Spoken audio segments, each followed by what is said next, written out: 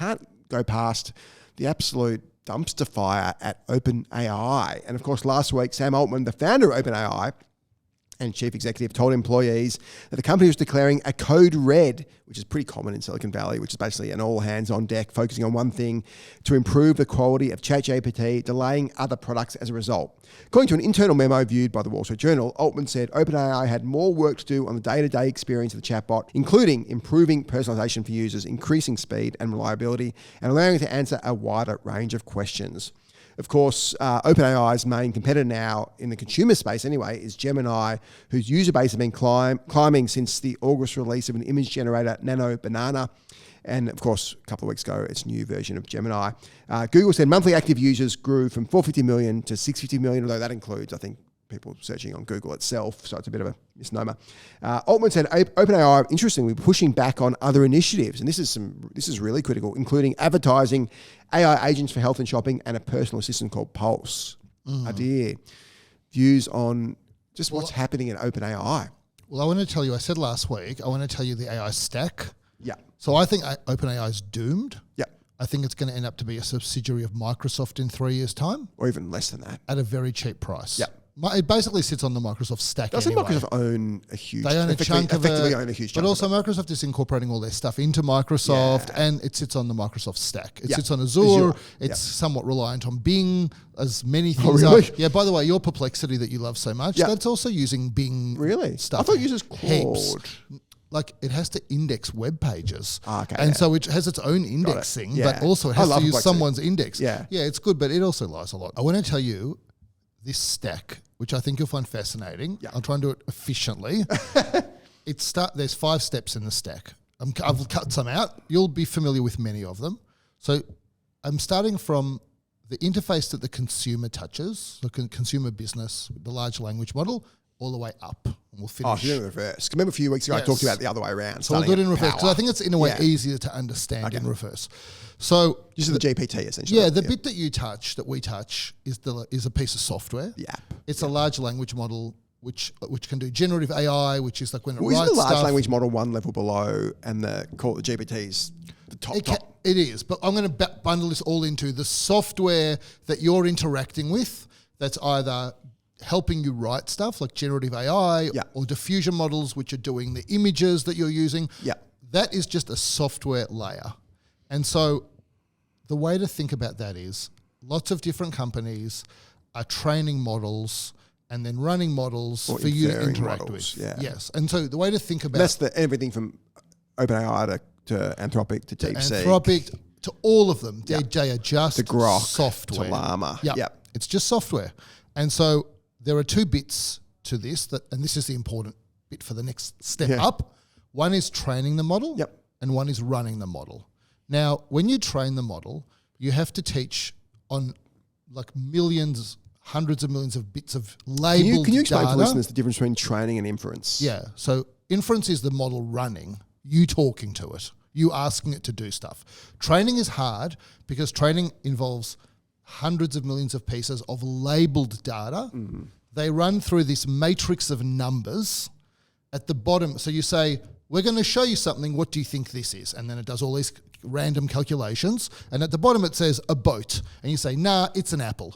And so then the model has to run in reverse to try to recalibrate the maths so that the output would be an apple. So it's running in both directions. And you've got to do that like hundreds of millions of times. That takes a crazy amount of processing power. Yeah. So that's training, okay? And at the end, the random maths should be such that when you show it an apple, at the bottom it says, that's an apple. Yeah. I'm talking about images. But it does something similar for Gen AI, just does it with words and concepts. And the way that it stores all of this information is it links things together with patterns. You're basically teaching it patterns, and that pattern linkage is called vector space. That's what vector space is. So that's hard to teach it. Then you come along and you say, what do you think is the best flavour of these macarons that are sitting in front of me? That's actually pretty easy. You're asking one question, like it's a one prompt thing. It's one output. It's happening only down the model, not in reverse. And it's pretty easy for it to do that. That's inference. And so that does not need a lot of processing power at all. And so you have to remember those 2 things. Training, lots of processing power. Running the model, not lots of processing power. So that's what I'm going to say about models, okay? But my understanding is but a lot more call it, cost is being consumed in inference now because so many people are using the models. Well, we're going to talk about why so much cost is being consumed in inference and whether that's going to continue in the future, because it's not. Okay. Inference you can run on a Raspberry Pi. You can probably run on your electric toothbrush. I mean, like, it doesn't need much power and much processing power to run inference. Yeah. Running the models is not where the cost is. The cost is in training the models. That's what it should be. It is there for a reason we'll come back to in a second. So in order to use these models, I'm going to go one step up, and you're going to be maybe things in the unusual place to go next. But next, I'm going to go to the data center. Okay, so that's where. So when you go and type into your ChatGPT, you're actually sending a message into a data center. So what is a data center? The easiest way to think about it is it's a big box, a big empty building, and it just gets tenanted out. A bunch of computers in there. Well, there are no computers in there. There's nothing. It's an empty building with racks. And you might say, well, why is it how that's just a warehouse? That should be pretty straightforward. And that's like the Next DC or the air trunk. And so what's so hard about an empty building? Because actually it really is an empty building with racks and stuff into it. And then Amazon might come along and say, we're going to rent this whole chunk of a building. Yeah. It's like an apartment building, but every tenant gets to design and furnish their own apartment, right? Yeah. So why is that? But I'm going to say to you, there is a big barrier to entry. That's a genuine moat in these data centers. And the reason there's a moat is because the data centers have got two big problems that they need to solve. Power and water, because they need cooling. Because this all runs very hot. I'll give you an idea of how crazy power is. So in 2018, AirTrunk was trumpeting a data center that it built, and it plugged 20 megawatts of power into the data center, and it was going to increase dramatically with another 10 megawatts of power. The data center that AirTrunk is trying to build now, how many megawatts of power do you think that one is? 8 years later. 1,000? So 1,000 megawatts would be a gigawatt. So they do want to build a gigawatt data center, but that's a bit aspirational. Yeah. Well, not super aspirational. They're trying 400 megawatts. Yeah. Now, that means in the space of 8 years, the data center's increased by a factor of 20. I'm surprised it's only been 20. Well, let me talk to you about what 400 megawatts is. Firstly, they couldn't get 400 megawatts. Yeah. The government, the supplier said... How much power is Colossus using, or the new Colossus? Well, let's come back to all of these, but let me tell you what 400 megawatts is. So the government said we can give you 300... Well, not the government. The regulator said, well, we can give you 300 megawatts. Australian-based. Yep. This one is in Sydney. Yeah. We can give you 300 megawatts. The last 100, we can give that to you, but we might need it back a few times a year, like when it's very hot and everyone's running their air conditioners. And obviously you can't do that because you can't say to AWS, oh yeah, we can run your servers, but like when it's hot, a few days a year we have to turn them off. So you can't. So the problem is 400 megawatts. So 400 megawatts, the way to think about it is that's the maximum power that it can draw at any one time. So like how many houses could you run at any one time, drawing 400 megawatts at a typical moment of houses? 100,000. What do you think, Mike? 50,000. Joel? 50. Okay. Well, fair gap. That's a pretty big house. 50. So you're all wrong. 200,000 houses. Okay. That's 400 megawatts. One data center, the instantaneous power it's drawing can run 200,000 houses. So I don't know if you saw, but in Queensland, they just announced this new gas-fired power station. Yeah. And so guess how big they trumpeted, yay, new power station. Guess how many megawatts at any time? 100 megawatts? 400 megawatts. Okay. Same as that one data center, instantaneous power. That's how, and like the water is, I don't know, it's like millions of litres a day to cool these things. Yeah.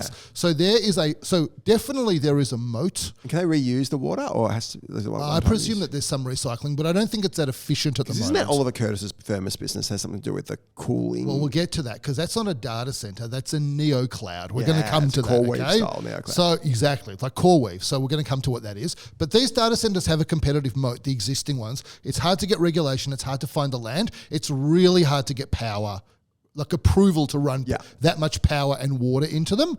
But one thing you might think about is it possible that we are going to be able to keep increasing data center capacity on the exponential curve that we've had to date? I would say no. Well, there's been real issues in the US about this because nobody wants data center in their backyard. Yeah, it uses too much power. Yeah. It uses too much power. It's not coincidental that all the data centers being built in Australia are in New South Wales and Queensland, because even though that there is a shared grid in Australia, Victoria is yet another example of the government destroying energy in the state, is that nobody will build data centers in Victoria because the power is too unpredictable, basically. And can you imagine trying to build a gas power station, a new one in Victoria? I mean, it would never happen, right? Yeah. So the industry is basically a New South Wales industry with some of Queensland. Yeah. So that's the data center. Then there's a neocloud. A neocloud is basically, instead of like the data center being a building and everyone coming and building their own apartments, and what a neocloud does is they say, we're going to build a fully furnished apartment and then rent that apartment out to other providers. Yeah. We'll come back to that because that is what you might call a circular economy, okay? Yeah. But the neocloud is Firmus, which is being talked a lot and about. CoreWeave, which has dropped about 50%. Right, and you might have heard them advertising on the Acquired podcast, Crusoe in the US. Crusoe, yeah, That's another one that's moved into neoclouds. What does neo mean? Neo, new, cloud.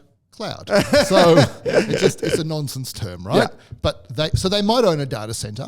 They might not. They might just use space in somebody else's data center. But the point is, whether they own it or not, they're renting it out fully furnished. Yeah. So that's the data center. Now we move up one level, the cards. Because inside these data centers, you put these cards inside server racks. GPUs. So GPU stands for graphical processing unit. Whatever these cards do, they do not process graphics. Yeah. That's not what they do. Can you also have TPUs in there as well? We'll get to what TPUs are, okay? TPUs are a Google thing. Google ones. So let's start with GPUs. So I'm going to do one snippet of history. So there's something called a CPU, Central Processing Unit. That's this Intel thing. You know, the first one was the 8088, and then they had 386s and Pentiums, and they got i9s. So what these are very good at doing is these are very good at doing complicated, very sophisticated calculations. And so when they made games to begin with, and so I'll tell you what a complicated calculation might be. I'm using my computer and I want to print in the background in Excel whilst continuing to use Word. That is a very complicated set of orders to process. Yeah. And so you need a CPU to do that. Okay. And then you see AMD CPUs coming as well, right? And so that's what a CPU is. And so when they made the first games, they got the CPUs to do this. And CPUs are good at handling like all of the calculations in games, like physics, for example. But then what games need to do is they need to do like a simple task lots of times. For example, a whole screen has to be covered in different colored pixels. And so what you're saying is, it's not very hard to figure out what to do. Paint a pixel. Yeah. You just have to do a lot of it, and it would be even better if you could do it simultaneously. Yeah. And CPUs are not good for that. Yeah. And so then these guys came along, like one of which was NVIDIA, and said, how about we create a card, and the card can't process very much, like complicated stuff, but it can do lots of simple parallel stuff simultaneously. In the 90s they started this, right? Yeah, or I think in the late early 80s 90s, maybe. Yeah, maybe early. I think NVIDIA was, founded in 93. And so I think around that time. And so they started... I thought NVIDIA was 80s, because I thought Jensen went from Denny's straight to NVIDIA. Oh, I thought it was... You might be right. But I thought it was 93. So basically, they create this thing called... 93 could be the first GPU. I think they had other stuff before that. Right. And so they basically say, instead of a central processing unit, let's just have a graphical processing unit. And they do this thing called rasterization. Just bear with me on this, which basically means... painting, I'm going to simplify it and say, it's painting lots of pixels very quickly. It's all about images, okay? And so they go and they build these cards and they take off for games.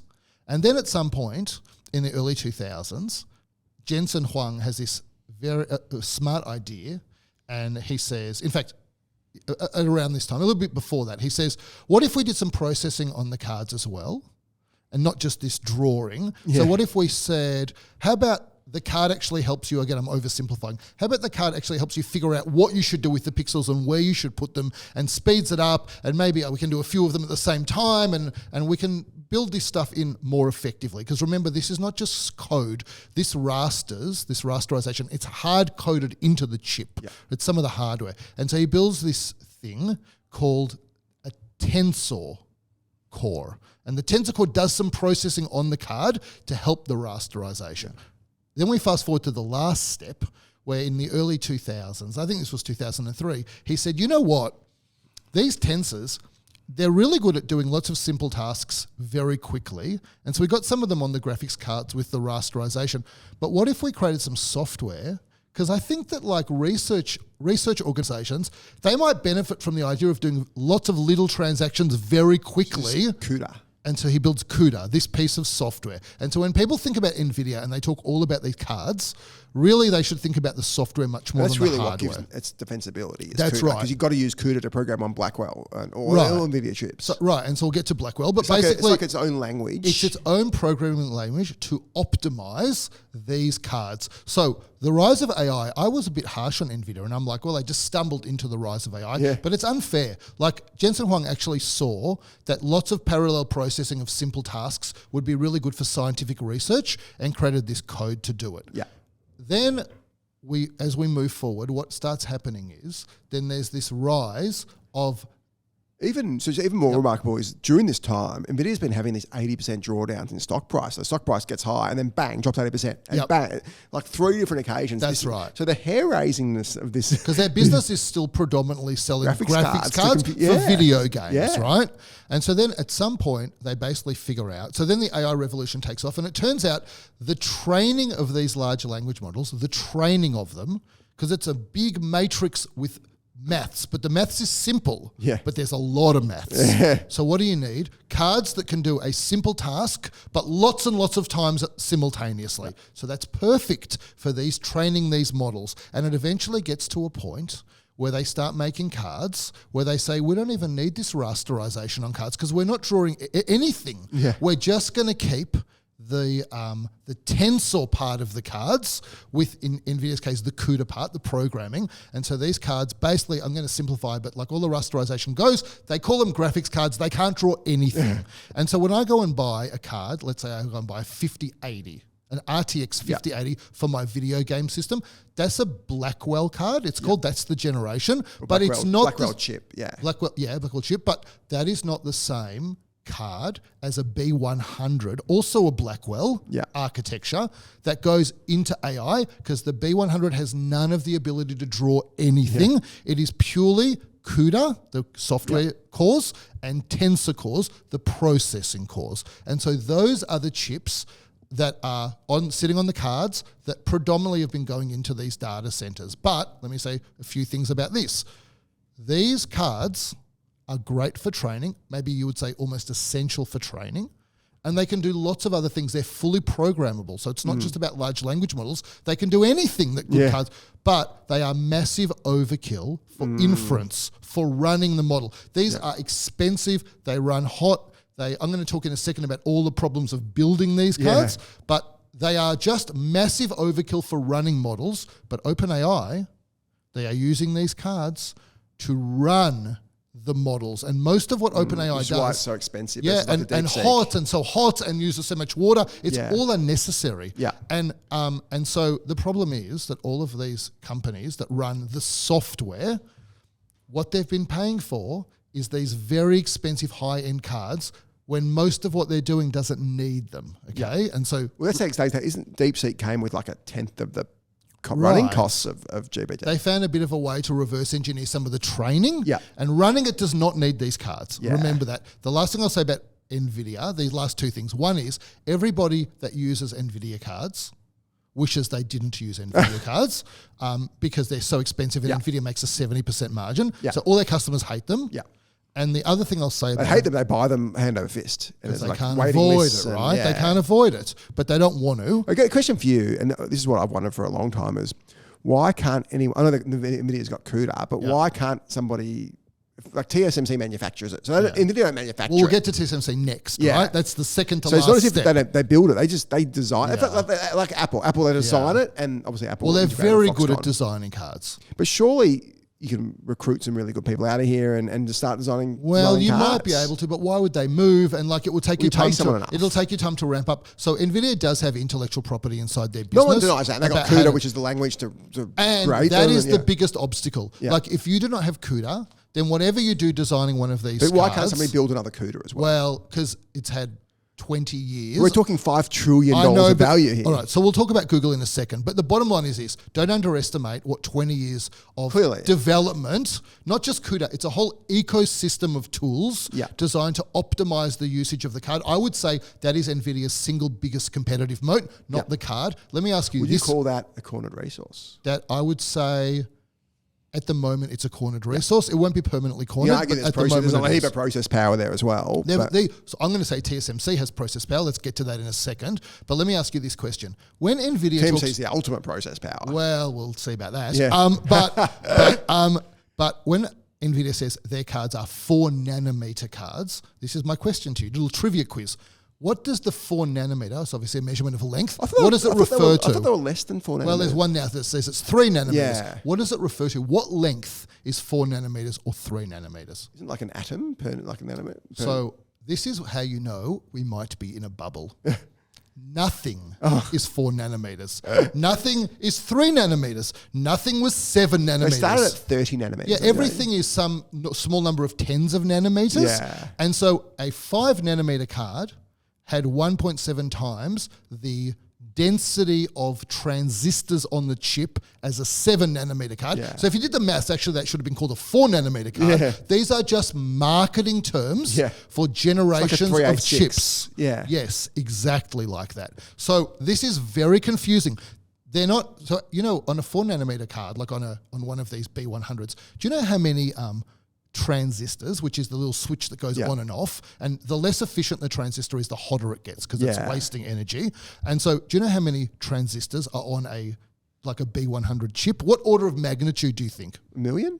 2 billion. Oh, billion, okay. 2 billion. Can you, that is mind-blowing. Yeah. I just want to say, basically, I don't know, 10,000 years ago, we were making stone tools and whacking each other on the head with bones, although that was maybe 100,000 years ago. That's obviously a 2001 A Space Odyssey reference. Yeah. And now we're putting 2 billion transistors on a chip. We'll get about how hard that is to do. Yeah. But what's more amazing is they're not the only ones who can do it. So let's go up a level, okay? So that's NVIDIA. I think NVIDIA is a great business with real competitive moats. I think their main moat is the software, not the hardware. Yeah. I think the hardware is at risk, in my view. Guys did their 3 series episode on NVIDIA 2 or 3 years ago, and they're talking about CUDA being their main competitive advantage. I agree with that. This is when NVIDIA was a $4 billion business. Yeah, I agree. But I want to say this.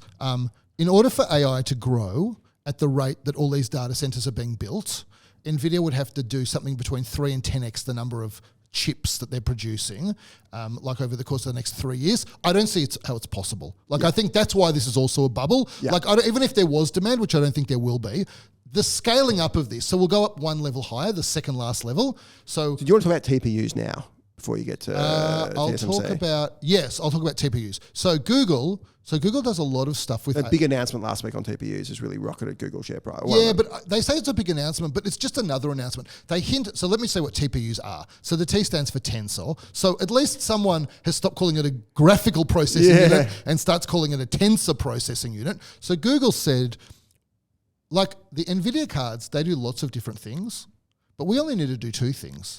We need to train a model, and we need to run a model, inference. Yeah. So we don't need all this other stuff that they do. Yeah. So what if we try to design our own cards? Now, most of what Google does with AI, people know Google with Gemini, but that's not most of their AI. Well, DeepMind was the original. That's where the AI started, right? Yeah, absolutely. Yeah. But most of what Google does with its AI... It's advertising business. Yeah, it's running its advertising business and working out, working out what ads to serve and its own search algorithms. Most of Google's AI work is internal. Yeah. And so what they have the advantage of being able to do is to say, what if we design some cards that really only did one thing? These are called application-specific integrated circuits, ASICs. Yeah. And what if we only designed them to do very specific things in our own data center? That would be good. They wouldn't be as good as the NVIDIA chips. They wouldn't be as powerful. They measure power in flops, okay? They wouldn't be as powerful, but they would be a hell of a lot cheaper, and we could get out of the NVIDIA ecosystem and be dependent on them. And so they started designing these TPUs. Amazon is designing their own version of them as well. I forgot what they're called for a second, but they're doing their own version of them. Everybody wants to design their own cards, and Google is rolling them out. They are in their own data centers, these TPUs. Because Google's full stack, right? They own pretty much, other than TSMC, they own almost the entire So stack. I think Alphabet is the best company in the world today. Yeah. We'll get to this at the very end. Yeah. But yes, they own their own cards now in their own data centers. Yeah. And they are trying to move away from NVIDIA. But it's worth understanding They've got Google Cloud. They've got Google Cloud. Now they've got the chips. That's They've right. obviously got the customer face. They've got the search engine in the world. That's right. Yeah, they've got everything. They're Except obviously they don't make the chips. But just to be crystal clear about these TPUs, like they do not have the power of a B100 or B200 from NVIDIA. They're not designed they perform like to do one that. function or something. They perform, that's it. They're application specific, right? But they can be used for training. Yeah. And you remember I said to you that running models on these very expensive NVIDIA cards is massive overkill. So Google is trying to overcome that problem to begin with, right? Yeah. It's going to be much, much, much cheaper for them. It's already cheaper for them to run their AI than for other people that don't have their own cards and data centers. Yeah. For example, OpenAI, which is just a software business. And then what that then happens, and this is what this is what the all-in guys were saying this week, is that Google then gives away Gemini for free, most certainly, or gives it away if you're a subscriber or whatnot. Gives it away to a lot of people for free. And then OpenAI's got no revenue because their only revenue comes from these idiots paying $20 a month or $200 a month. Idiots, including me, right? But and you're going to switch to Gemini because Gemini is A, better, and B is going to be cheaper. Well, at the moment, I've still found, for what I need, OpenAI still got an edge. But it's going to... in the last I Gemini tested it like a week ago, but like it's going to disappear, right? Basically, I think the models will be commoditized. That's where I think it's going. Yeah, well, they largely have been already. Yeah. And so that is to understand Google, Amazon, Meta. You need to understand people want to make their own chips and put them on their own cards, okay? Yep. And so that's what's happening. And they've been working on this for a while. They didn't start this like a week ago. They have. And the announcement they made, which is we're going to sell them to third parties, that rocketed. We're going to sell the TPUs to third parties. That's great, but it'll be hard to imagine how they're going to sit outside the Google Cloud. They're really designed for sitting inside the Google Cloud. But they sell the Google Cloud to third parties. I think that's what they're going to sell, right? If you want to go and do this processing, you can sign up to our cloud and they'll have these TPUs and it'll be much cheaper. Yeah, absolutely. And AWS is probably doing the same thing. And hopefully use much less energy. Yeah. That's a big factor, okay? Absolutely. Don't underestimate the energy. Totally. Now we go up one level because the one level is we get into because people think NVIDIA is the bottleneck. It is just because today everyone's using these NVIDIA cards. The real bottleneck you mentioned, who makes NVIDIA's cards? TSMC. Who makes the TPUs? Probably TSMC as well. And where do they get their stuff from? We'll get to that at the end. Yeah. Who makes Tesla's cards? NVIDIA makes TSMC. Yeah, sorry, yeah. But they get from NVIDIA, right? There are only a few foundries in the world that can make these, I'm going to say 4 and 3 nanometer cards, but now we know I'm winking when I say that. But these very specific, and so TSMC, Taiwan Semiconductor Manufacturing Company in Taiwan, one of the reasons such a geopolitical problem now. Exactly. This company, basically this foundry or a fab, whatever you want to call it, what's the founder of TSMC again? Morris Chang. Morris. Yeah. So he basically... Is Morris still alive? He's like 90 something, he's still going. Yeah. They make everything. Now, Samsung also is trying to ramp up, and there's one in China trying to ramp up. And like Intel, by the way, I think Intel, you could probably bet on Intel. I think they'll work it out. But Isn't Japan got some stuff going on as well? Government funding some stuff? But it's just the same companies with foundries in different Okay, places. yeah. And so then you might say, well, how is it that they're not TSMC's cards and the machines, which we'll get to, they're not from TSMC. So how could TSMC have a competitive moat? And it turns out, I'm going to tell you the two real bottlenecks in this industry, which are not widely talked about. Oh, by the way, just to go back to data centers, if you want to bet on something with data centers, go find out who does all the cooling in data centers, because those stocks might still be undervalued, right? And so, all right. So anyway, but back to TSMC. So what are the bottlenecks? Bottleneck 1, there's a special kind of memory that needs to be used on these cards because it gets stacked up into a 3-dimensional stack. When I say a stack, it's probably a millimeter high, okay? But it's a stack, and this is called high bandwidth memory, HBM. There are 3 companies in the world that make this. One is Samsung. One is a company called Micron. Now, Micron made all this memory until yesterday for lots of consumer applications. They turned it all off because HBM is so valuable to make. They just want to make HBM. And there's a third company, I can't remember who they are. So there is a real bottleneck in getting this HBM memory. You cannot make these advanced cards without this HBM memory. So that's a real bottleneck. They're trying to increase 2 to 3x supply over the next few years. It's bloody hard. And like the yield rate, do you know what the yield rate means? No. When you make a chip, a lot of them, it's very complicated manufacturing, and a lot of them don't work. Yeah. And so the yield is how many work. Okay. The yield rate for this industry, where at these high-end cards, is really low. Yeah. Lots of stuff goes to junk. Yeah. So one of the advantages that some of these simpler cards have is that they don't need to have this super advanced manufacturing. They don't need to use the most up-to-date machines. We'll get to the machines. Yeah. So that is why it is better to have less sophisticated cards 100%. if you can get away with it, right? And you don't have to get in the queue of TSMC. Absolutely. It's hard to get in the queue. The demand massively outstrips supply. So that's one bottleneck. This is the other bottleneck. So we talk about chips, but actually you make the chip and then you have to put it on a wafer, and then you put all this other stuff on the wafer, like memory, and then you have to put on a substrate, which is the final thing. That whole process is called packaging. Packaging is not I put it in wrapping and put it in a box. It's what do you do with the chip.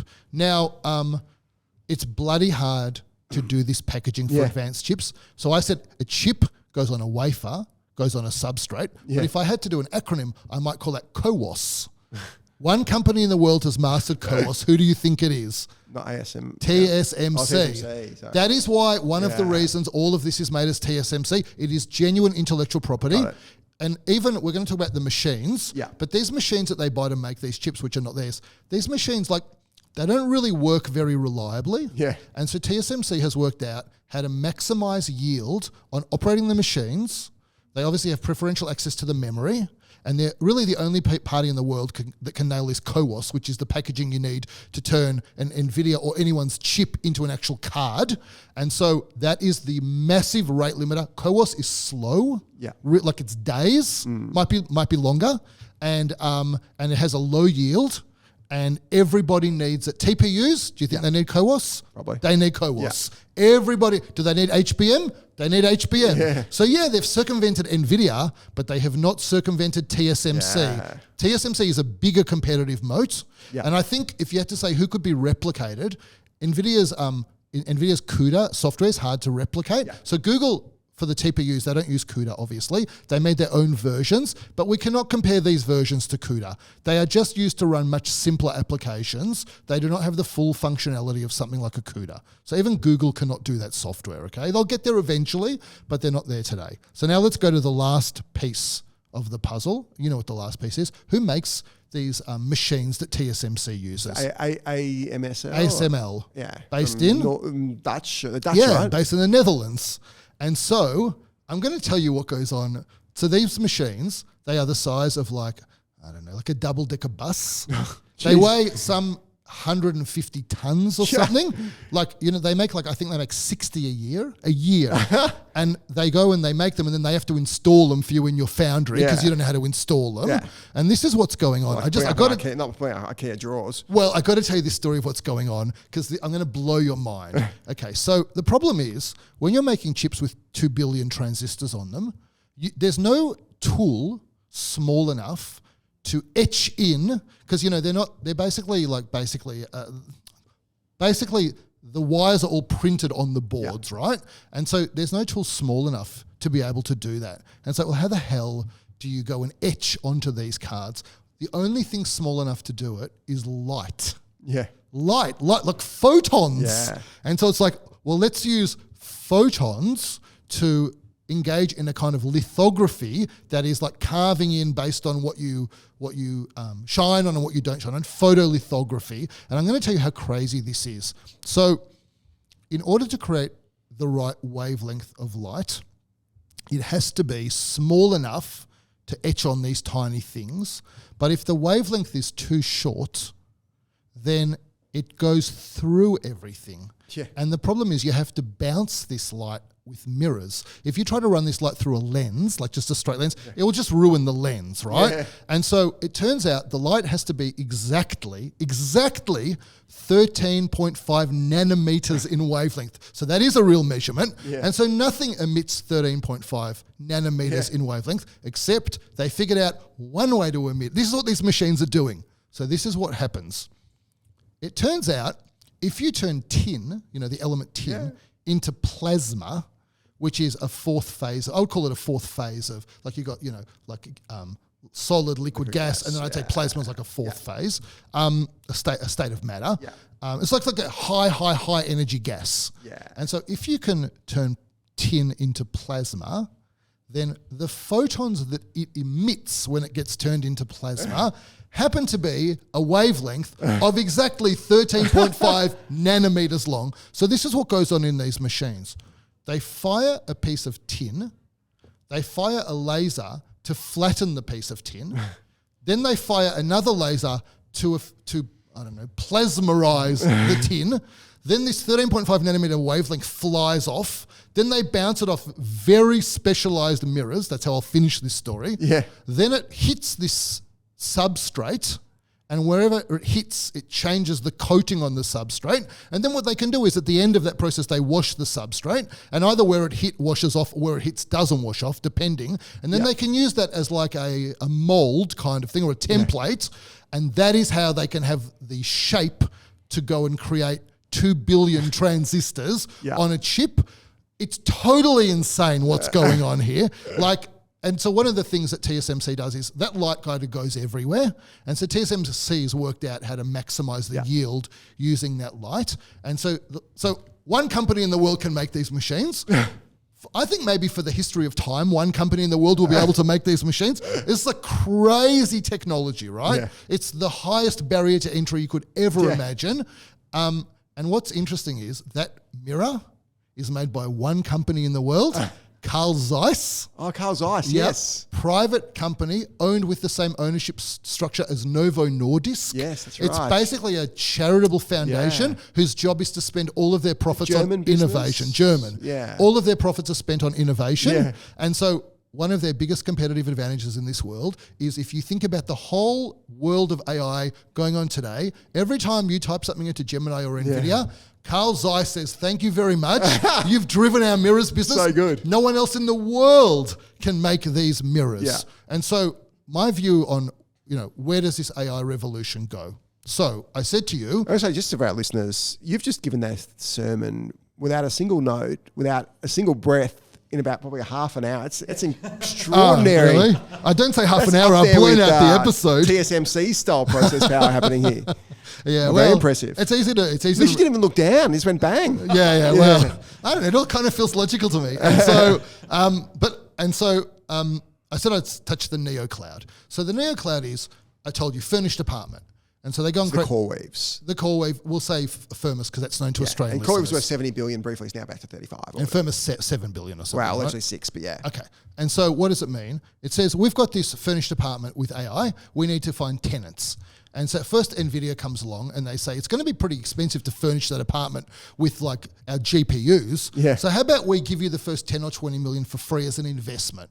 Well, once you've got NVIDIA investing in your business, well, they invest in all of these around the world. It's so easy to raise money because you say NVIDIA is our cornerstone investor. Yeah. Boom, you get the money. Yeah. Then you say, well, now we build out the data center. Great. And I say, well, that's great, except I think in order to generate revenue, so that we tick the expense side of the equation, how do we tick the revenue side? How are we going to get tenants? So this is what's not well known. For NVIDIA to keep developing their chips and software, they need lots of AI processing power. But they don't need it all the time. They need it in bursts. So what would be a dream for them is if they could find some place where they could just get it in the burst they need. Yeah. And for example, they could say, how about we become your first customer and take 30% of your capacity. Now you've got your first customer. NVIDIA is an investor. Yeah. NVIDIA's cards. NVIDIA is the cornerstone customer. But this is a bit of the kicker. You still need to fill the other 70% of the data center. And, AWS is and their ilk, Google, they sign 10-year deals with like NextDC. NVIDIA signs 4-year deals. And so NVIDIA is building out supporting this massive ecosystem of capacity around the world.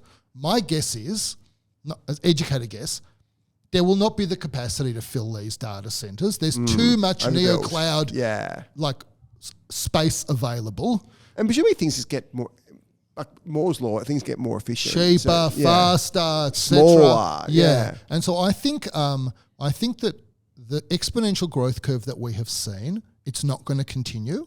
Well, the main reason for that is like there's no real demand side. Who's paying? No one's paying commercial prices. Yeah. So we're still in the Robin Hood economics moment of this industry. Uber of money goes from the rich VCs to the poor customer. Yeah. And so the thing I think, so who am I bearish on? I'm most bearish on the neoclouds.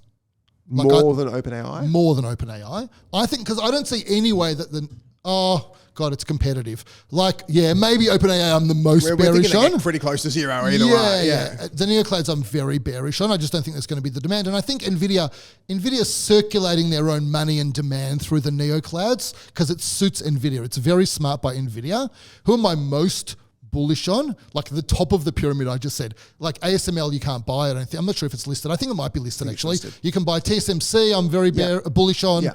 NVIDIA a bit less so, but still NVIDIA's a great business. I think it's just overvalued. Yeah, exactly. It can't continue at this growth speed.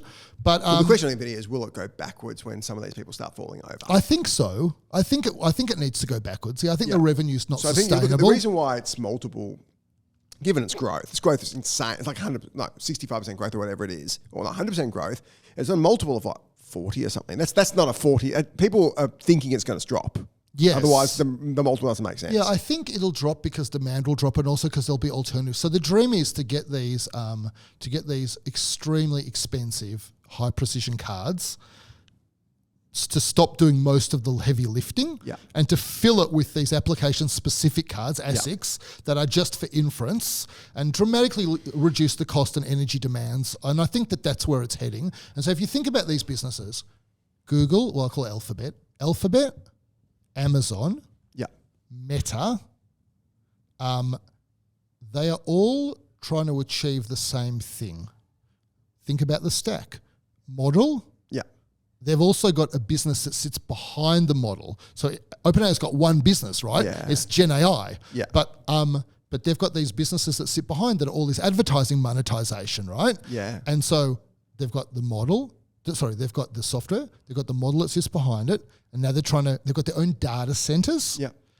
Which they might be leasing other people's data centers or building their own. Doesn't matter. They control the data center.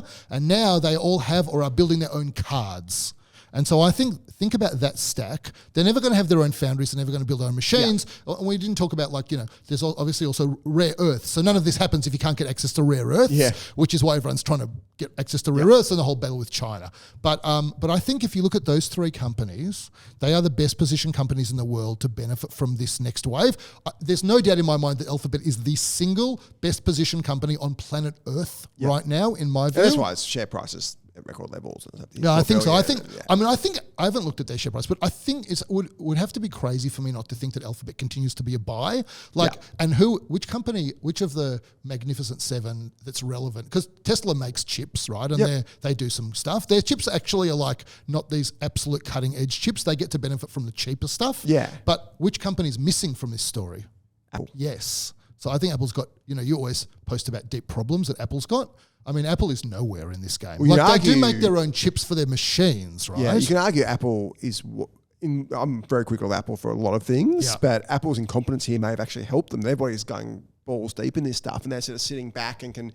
Like what Microsoft's doing, license somebody else's or buy someone else's when they've lost a bunch of money. So that could actually happen. Apple has demonstrated that they can design chips for their own applications that are vastly superior to off-the-shelf chips. You look at the processing power and battery life of Macs. Yeah. That's because of their chips, right? Yeah. And so why they didn't think about designing their own TPU equivalents, it's hard to know. Maybe it's a secret. I doubt it. Last thing, the biggest change with Google. So I don't know if I'm sure you remember this. At the beginning, there was this you searched on Google and it would give you a bit of AI. Yeah. And they said that was Gemini. And then but it was really a search assistant. Yeah. And then that search assistant became a broader life butler, right? Yeah. And you could ask it for the weather or to book things or to do things. And at the same time, it was developing Gemini. So it's essentially merged these two things together. And to where Google, this is why I'm so bullish. So where they're trying to go is they're going to own the browser experience, and then every single thing you do in your entire life is going to be mediated through some version of the browser experience on whatever device you're using, using Gemini to power everything in your entire life. Like, I don't think it's good for humanity, but I do think it's good for Alphabet. Like, I think they are just streets ahead of everyone else. Amazing people, and you got Sergi back in there, and you got Dennis in there, and they've got as good a team as anyone. And they've got the money to employ, like, as you unlimited said. Cash. You said on a previous episode, basically everybody that started any of these businesses or works in them came from DeepMind inside Google. I mean, they can get them back over time, right? They like have got Anthropic is DeepMind. Like, they're all from there, right? Yeah, OpenAI was, It's hard for me to find, definitely the search monopoly will diminish. Yeah. But I think that I just think, God, they're well placed. They are so smart. I think so. If you look at who's well placed, I agree with you on Google, and you look at OpenAI, who are getting absolutely destroyed by Google at consumer level, and they're getting destroyed by Google and by Anthropic at the enterprise levels. They've been absolutely completely squeezed at both ends, and hasn't quite shown in the consumer. And obviously, this is why Sam's doing the code red, but. Why would anybody using OpenAI in 2 years when you use a better product and a cheaper product in Gemini? The code red is, you know what they say, like the first mover gets arrows in the back. Yeah. And so he actually wasn't the first mover. He was the first to popularize the technology to consumers. But I think the code red is, oh my God, the moment of commoditization has come so much faster than we expected. Yeah. I think that's the challenge. Oh, I forgot to tell you this thing about... The only hope they have is look at like Atlassian. Yeah.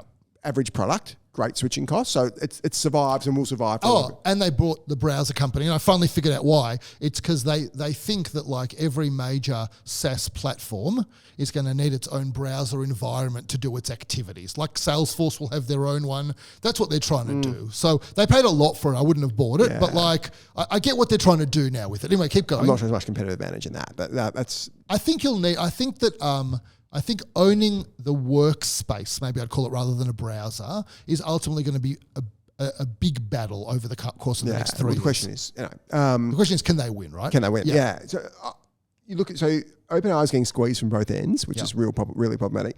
They're losing money they're 20 billion expenses, 13 billion revenue, and then in the code red, Sam's talked about forget about revenue. So even the potential, their only real hope was they can get to sort of advertising profitability because 800 million customers, but I'm dubious that they will. No, it's hard to see how they're going to. It kind of goes against the whole principle of LLMs. But also, I kept saying to you, like, they basically sit on Microsoft. Yeah. Microsoft has effectively taken an option over OpenAI. Yeah. That when they run out of cash, because they've got like $1.2 trillion of commitments or something crazy like that. That was ridiculous. But half that's just options, and it's not formally. But I think Microsoft is just there and says, you don't have to go broke. We'll just buy the rest of you when you're already fully integrated into our stack. I forgot to tell you this last thing about, you'll love this, about the Neo Clouds. Yeah. So the other reason NVIDIA loves Neo Clouds is I said to you, like, you need to try and get supply from TSMC. Yeah. And if you can promise them forward supply, they make sure that you stay high up the order of, and so all these Neo Clouds are giving NVIDIA all of this demand for their cards, which means they can go to TSMC and say, make sure you keep us at the top and give us preferential access to the wafers and to the CoWoS technology. And so it serves NVIDIA's interests so well, these Neo Clouds. Yeah. NVIDIA can't lose out of them. Yeah. NVIDIA will only win out of them, but I'm not sure about investors in the Neo Clouds. Yeah. And so we talk about OpenAI being probably one of the most obvious shorts, but it's a private business. Yeah, can't short it. Well, maybe you can. Yeah, go on. Here's my idea on how to short it. And I'm not the first one to pick this up, but which is a business that recently sold their shares in NVIDIA to increase their stake in OpenAI? SoftBank, public company in Japan. Oh, that's interesting. Short SoftBank. How material is it as there? It is, I think, material enough to make an impact. Right. Like, it's not a one-to-one, but I think its stake in OpenAI is now like about 11%. So call it 55 billion. I think its market cap, it reported a 12.8 billion profit in September because it wrote up as OpenAI based on it. It's this whole WeWork story playing a second. Well, you did persuade me a bit, I think, that Sam Altman has some characteristics of who's the WeWork dude? Adam Newman. Yeah, he does have some. Same person. No, because there's all this other stuff with Adam Newman. I don't want to allege on Sam Altman. Oh, the dope smoking. Yeah, and all of that. But the razzle dazzle PT Barnum. But by the way, Jensen Huang at NVIDIA, God, he talks his own book. Like, he is not a modest guy about, he is spruiking AI like crazy. Yeah, but he sort of walks the walk as well as talks the talk, whereas Sam's not much walking. He's an engineer. Sam's a lot of talking, not much walking. But, so SoftBank has about a $55 billion stake in OpenAI, and it's worth 153 billion. So it's about a third of its market value. So if OpenAI goes to zero, that's a chunk of SoftBank, and it's also credibility that goes. It won't go to zero, but it will go to I think my prediction would be it will go to a fraction of its peak valuation. 20 billion or whatever. Yeah, and Microsoft will just gobble it up, and that will be the end of it, and it will be a great deal for Microsoft. Well, you say that. If it's losing $7 billion a year and continue, like, things run out of money. Like, if it just runs out of money, it's pure hype now. I know, but there'll be some. It'll be like effectively an acqui-hire to give the people some. But how much are you going to pay for an acqui-hire? Is the question. I know this. So, but you don't want an acqui-hire for whatever reason. Most of the good people. No, I agree with you. Left. When I said, I don't know why I said Google. I said Google, Meta, and Amazon, but I should have said Microsoft. Like, my order would be Google, Microsoft, Amazon, Meta. Yeah. As well positioned to take advantage of this. I agree with that. 100% agree with that. And so, Microsoft, I mean, I think in a way, Microsoft is the most amazing company. I mean, when was it founded? Microsoft was founded in 1975. So this year is the 50th anniversary. Yeah. What other 50-year-old company is at the absolute global cutting edge of the latest technology? We talk about... They're the most amazing business. Talk about multiple acts, and it's had three genuine... The initial operating system act, then it had the Microsoft Word Excel act, and now it's had the... Well, what about you say internet cloud. Yeah, but the thing is... It kind of missed the internet initially. It missed the whole Netscape thing. Its first business... The original business. I miss mobile, Like, it's still making money for it's crazy. Windows. 50 years later is milking the hell out of the business that first established. Well, the genius of Gates at the time, and Gates is probably one, if not the best business person ever, one of the best person. Yeah. And the genius in him effectively forcing, I'll give you a massive discount. You just put my Microsoft Windows, my DOS thing on your computer, and we'll give it to you for like super cheap, but just preload it. And then everybody had to have it. It was just he created this monopoly. He killed IBM because IBM was the leader we talked about a couple of weeks ago. And they've had act after, and they missed the mobile. They missed mobile. It's one thing they missed, and they missed that initial internet. They came back beautifully with Azure, and now obviously where they're at with effectively potentially buying OpenAI. So they've somehow had three massive acts. And what people don't realize is that Bing, which no one really cares about, but it's like most of the indexing used by most of these platforms, like they're using Bing. Google's not giving them their indexing, and so it's super interesting. They're an amazing business. I think Sergey Brin might go down in history as well as one of the greatest businessmen. But Bill Gates. Well, Google's had 2 to 3 acts as well. Well, I think Bill Gates was prepared to ask this question, and Google also asks this question. It's not an easy question to ask, and I think Zuck asks it, and maybe you could say Bezos as well. It's hard to know with him but I give it to him as well, which is, what do we think the reality is going to look like in 10 years? Let's think really hard. And what would we need to be in order to be the most successful player in that reality in 10 years? Well, and let's just start. Let's just start doing that today. Even though people won't know what it is and they'll think we're a bit crazy and wasting money. And I think there are very few companies that can successfully do that. Jobs said, this is what people are going to want, I'm going to make it. But Jobs is largely a product guy. Yeah, absolutely product guy. Whereas I think those other guys, they are strategy guys, right? They are real deep tech strategy. All right, I feel like I've talked for the last 4 hours. It was excellent. I think our listeners will get a lot out of that.